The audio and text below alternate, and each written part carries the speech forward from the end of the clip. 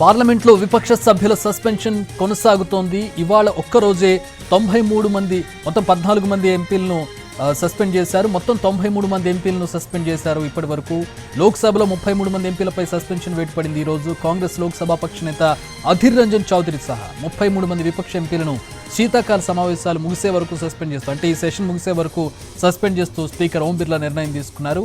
Parliament భద్రతా వైఫల్య ఘటనపై హోంమంత్రి సమాధానం ఇవ్వాలంటూ లోక్సభలో ఉదయం నుంచి విపక్షాలు ఆందోళన చేపట్టాయి. ఈ నిరసనలతో లోక్సభ దద్దరిల్లింది. దీంతో 33 మంది విపక్ష ఎంపీలను సస్పెండ్ చేశారు లోక్సభ స్పీకర్. మొత్తం 92 మంది ఇప్పటి వరకు విపక్ష సభ్యులు సస్పెండ్ అయ్యారు ఈ సెషన్ నుంచి.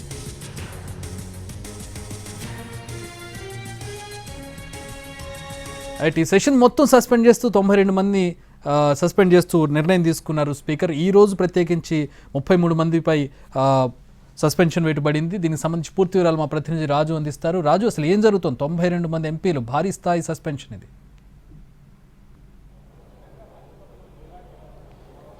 నిజంగా గతంలో ఎప్పుడూ లేని విధంగా ప్రతిపక్షాలకు సంబంధించినటువంటి ఎంపీలందరూ కూడా సస్పెండ్ అవుతున్నారనే చెప్పుకోవచ్చు చక్రి. వాస్తవానికి ఏదైతే పార్లమెంట్లో భద్రతా అంశం అనేది 13వ తేదీ నుంచి జరుగుతుంది చూస్తూనే ఉన్నాము. దానిపైన చర్చ జరగాలంటూ అదే అంశం పార్లమెంటును కుదిపేసిందని చెప్పుకోవచ్చు. ఎందుకంటే ఇప్పటి వరకు అంటే పార్లమెంట్లో ఇద్దరు వెల్లోకి వచ్చి ఎప్పుడైతే దూకడం, ఆ వెల్ నుంచి దూకడం, ఆ తర్వాత స్మోక్ బాంబులను అందులో విసిరడం, వాళ్ళిద్దరిని అరెస్ట్ చేశారు. బయట మరో 4గురిని అరెస్ట్ చేశారు. మొత్తం 6గురు ప్రస్తుతం అయితే పోలీస్ ఇంటరాగేషన్లో ఉన్నారు.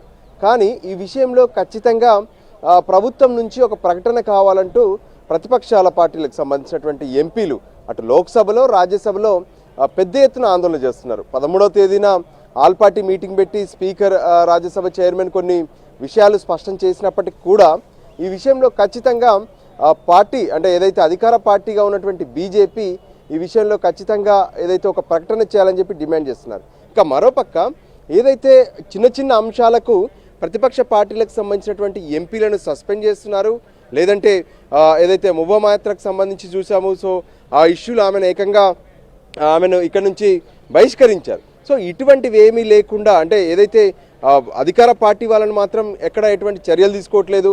ఆ ఇద్దరు ఎవరైతే ఉన్నారో సాగర్ శర్మ, మరోపక్క మనోరంజన్, వాళ్ళిద్దరికి విజిటర్ పాస్లు రిఫరెన్స్ చేసిందే ప్రతాప్ సింగ్, మైసూర్ ఎంపీ, బీజేపీకి సంబంధించినటువంటి వ్యక్తి. సో ఎందుకు అతనిపైన చర్యలు తీసుకోరు అంటూ అటు ప్రతిపక్షాల పార్టీకి సంబంధించి అంటే కాంగ్రెస్, లెఫ్ట్ పార్టీలు, డిఎంకే, టీఎంసీ ఈ పార్టీలకు సంబంధించినటువంటి ఎంపీలందరూ కూడా లోక్సభలో రాజ్యసభలో ఏదైతే ఆందోళన చేస్తూనే ఉన్నారు.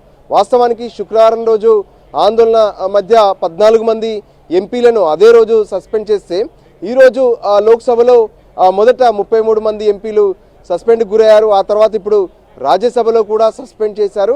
అయితే వీళ్ళందరినీ కూడా వాస్తవానికి ఈ సమావేశాలు 22వ తేదీ వరకు కొనసాగుతున్నాయి. అంటే 22వ తేదీ వరకు వీళ్ళని సస్పెండ్ చేశారు. అంటే శీతాకాల సమావేశాలకు వీళ్ళు హాజరు కావద్దు అనేది స్పష్టం చేశారు. ప్రత్యేకంగా ఏదైతే సభా కార్యకలాపాలకు అడ్డు తగిలినప్పుడు సభ్యులపై తీసుకునేటువంటి చర్యల్లాగానే వీటిని భావించవచ్చు. అంటే లోక్సభలో రూల్ నెంబర్ 372/2, మరోపక్క రాజ్యసభలో మాత్రం 256 కింద ఈ ఎంపీలపై చర్యలు తీసుకున్నారు. సో మొత్తానికి చూస్తుంటే ప్రతిపక్ష పార్టీలు మాత్రం ఒకటే డిమాండ్ చేస్తున్నాయి. అంటే ఏదైతే పార్లమెంట్లో భద్రతా లోపాలకు సంబంధించి ప్రభుత్వం నుంచి ఒక ప్రకటన అడుగుతున్నాం.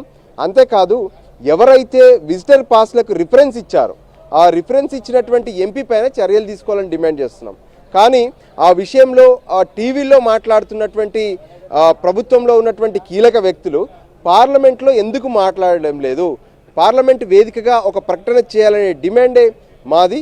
సో ఖచ్చితంగా ఈ విషయం పైన ఆందోళన అయితే కొనసాగుతుంది. అది పార్లమెంట్లో ఉన్నా సరే లేదంటే బయటకు వచ్చినా సరే తమ ఆందోళన కొనసాగుతుందంటూ డిమాండ్ చేస్తున్నారు. ఇప్పటికే తమ అభిప్రాయాలను అంటే ఏ విధంగానైతే ఇప్పటి వరకు పార్లమెంట్లో అటు అందరి పైన చర్యలు తీసుకుంటున్నటువంటి నేపథ్యంలో ఇండియా కూటమికి సంబంధించినటువంటి పార్టీలు ఈరోజు ఉదయమే అటు రాజ్యసభలో ప్రతిపక్ష నేతగా ఉన్నటువంటి మల్లికార్జున ఖర్గే ప్రత్యేకంగా ఆయన ఛాంబర్లో సమావేశమయ్యారు. సో ఖచ్చితంగా ఈ విషయంలో ప్రభుత్వాన్ని నిలదీయాలి.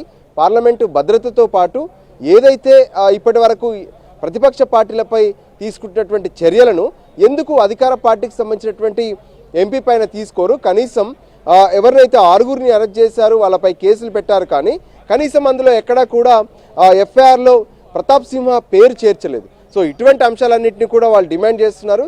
సో మొత్తానికి పార్లమెంట్ శీతాకాల సమావేశాల్లో ఏదైతే పార్లమెంటు భద్రతా అంశం అనేది చాలా కీలకంగా మారుతూ పార్లమెంటు ఉభయ సభలను కుదిపేస్తున్నటువంటి పరిస్థితి స్పష్టంగా కనిపిస్తుంది. Chakri, alright, thanks for the updates Raju.